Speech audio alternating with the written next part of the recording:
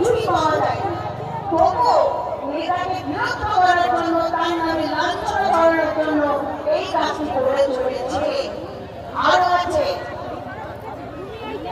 খারাপ দিকগুলো, যেরকম 15 লক্ষ করে টাকা দেওয়া বলেছে সেটা কিন্তু দেয়নি, 2 কোটি চাকরি করছিল, এগুলো তো আছেই।